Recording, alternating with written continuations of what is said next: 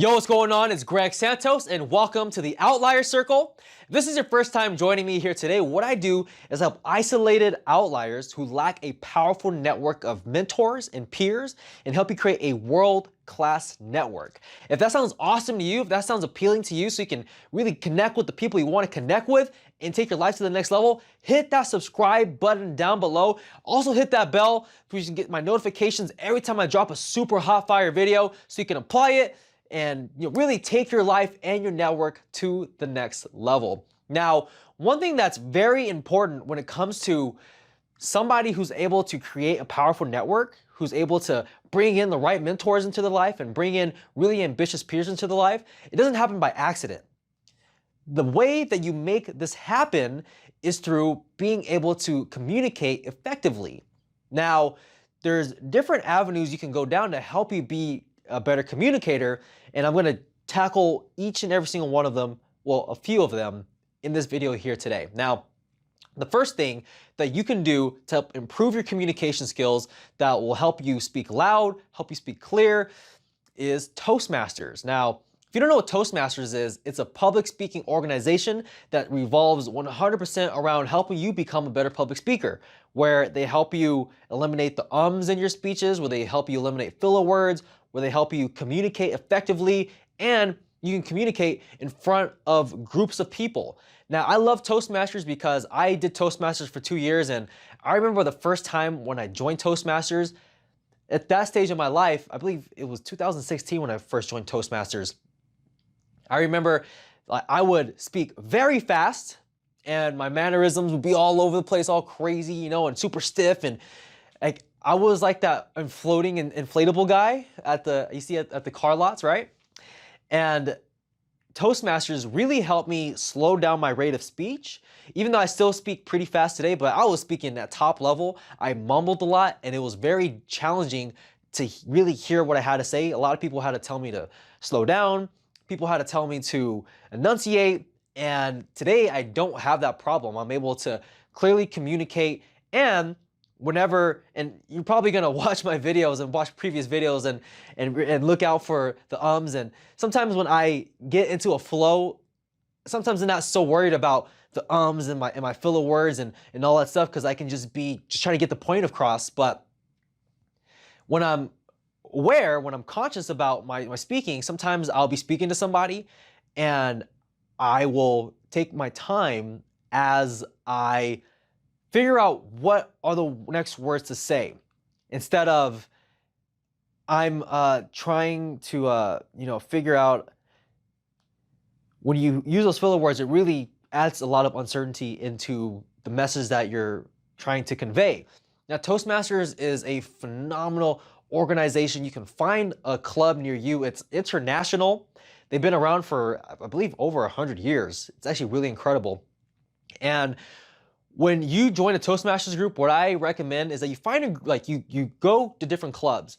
You find a club that you really feel like you belong, and most importantly, you find a club that you really feel like you can improve your speaking in, where there's people who are levels ahead of you who give great feedback and really can help you out, specifically take your communication skills to the next level, because not all clubs are created equal. As a matter of fact, when I first started joining Toastmasters, I went to 5 different clubs at first, and there was some where I would be the best speaker at, and I'm not looking for ego trip, I'm really looking to get better, and I didn't go to those clubs anymore, and I started to narrow it down. I remember the 6th club that I went to was the club that I decided to go to. It was very organized. It started on time. It was boom, boom, boom, boom. It flowed really well. And there were people who were better than me at speaking. So I joined that club, did that for 2 years. I did that every single week. And as a result of that, now I'm a much better public speaker than I was before. I owe a lot to Toastmasters. I'm very grateful for Toastmasters. So if you want to become a better speaker, a better communicator, I highly recommend you check out Toastmasters. And when you can speak loud, you can speak clearly, people want to listen to what you have to say. They'll hang on to the words you're saying. And that's also how I'm able to create videos.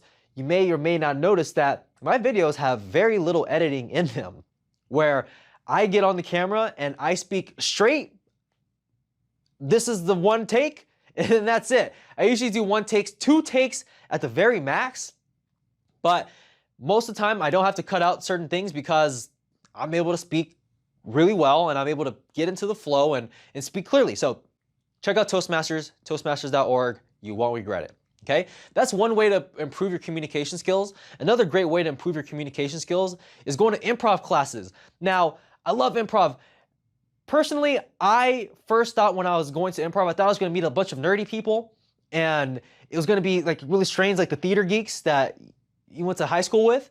But here's what's interesting, because at the time, I wasn't a great conversationalist. I wasn't the most socially calibrated person.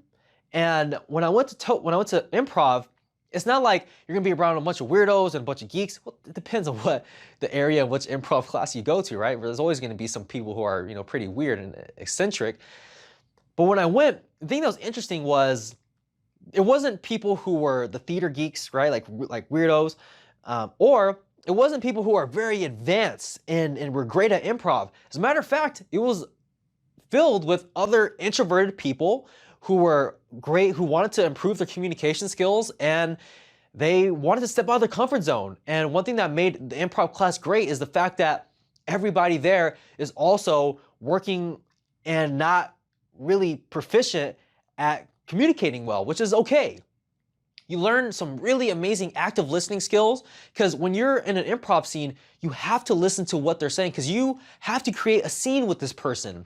And the best way to do it is they say something, you have to accept what they say. So if they walk up to you and say, "Doctor, I have cancer," you can't say, "No, I'm not your doctor. I'm a fireman." No, that's not how it goes. It's they say something and you accept it. So they say, "I'm your doctor, I have cancer." You say, "Yeah, this is what you're gonna do." And you have to continue on and keep the flow of the conversation, keep the flow of the scene going. So when conversations, we have these little frictions, right? And there's nothing wrong with having frictions and disagreeing and all that in regular conversation, but it serves as a fantastic foundation for you to listen to something, accept it, and build upon that. Because what we want to do is build upon a conversation, right?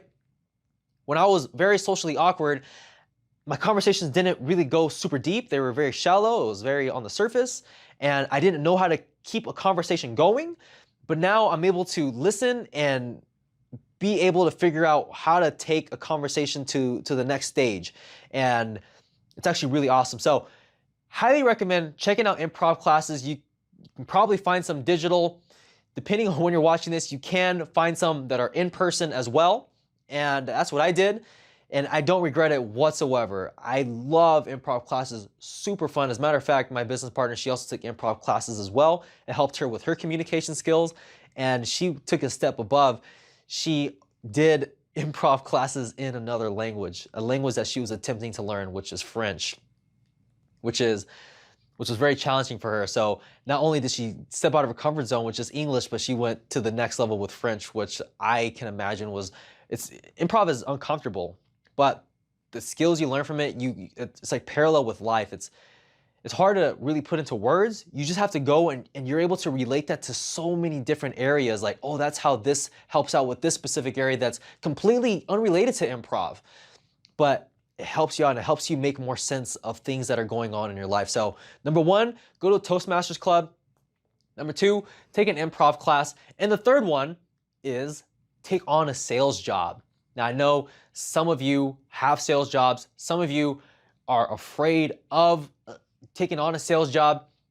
Back in 2016 was the first time that I took on a sales job, and I was an appointment setter. I got on the phone with people and I set appointments for a senior sales rep. And I had to read off from a script. I was very uncertain. I'd often get called out for reading a script. "Oh, that's a nice script." And they would, mock me and make fun of me, and it'd be embarrassing. People would hang up on me. But, there was some successes. There were people who, actually set an appointment and, were a pleasure to talk to. But it trained me to learn how to control a conversation and bring it back on track, because there's something that's very powerful for somebody who can lead a conversation down a specific direction.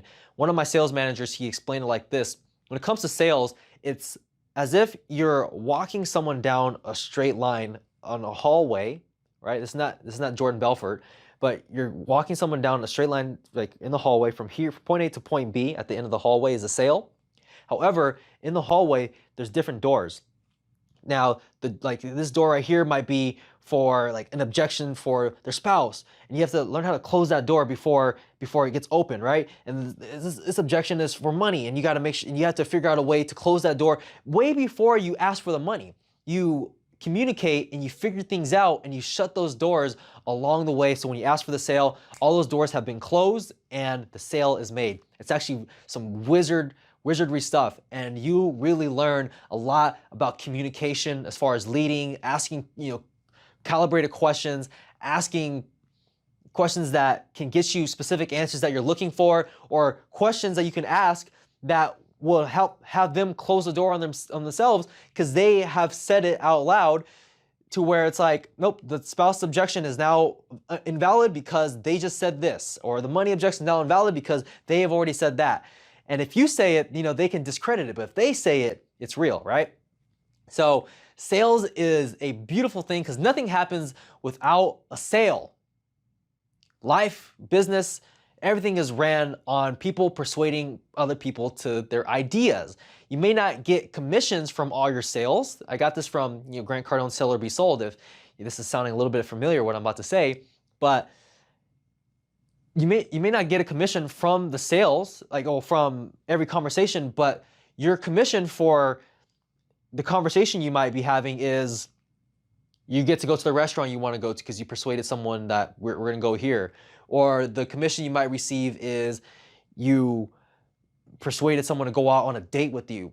Or the commission you receive is your child is actually going to go to bed at 8:30 just like you said they were, because you were able to persuade them in a certain way that got them to go to bed at 8:30. So money isn't the only commission. Everybody's always trying to influence people to think on a certain way. Even me with this video, I am selling you on the idea that communication is very important, especially if you want to create a powerful network. And you believe that, right? Because I'm selling you, and I'm telling you on exactly how you can do that. There's nothing wrong with sales. Of course, there's been people who have put a bad name to sales, but nothing happens without sales. There's constantly sales being made. The society sells people on the fact that you got to go to college and work in a job for 30 years and then retire and have your 401k and your Social Security and all that stuff. Like, society has sold the idea to millions of people. Society has sold the idea that having a business is very risky and it's scary, and that it's almost as if it's not even worth trying to go into. So there's ideas that are constantly being sold. So if you can take your ideas and sell it to the world and persuade people to that, man, do you have so much power.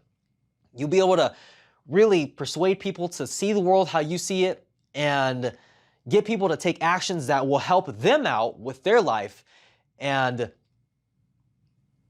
the commission you get is fulfillment. The commission you get is a relationship. The commission you get is a life on your own terms, from learning how to persuade people and communicate that effectively so you can get what you want, and you can help them realize they can get what they want as well.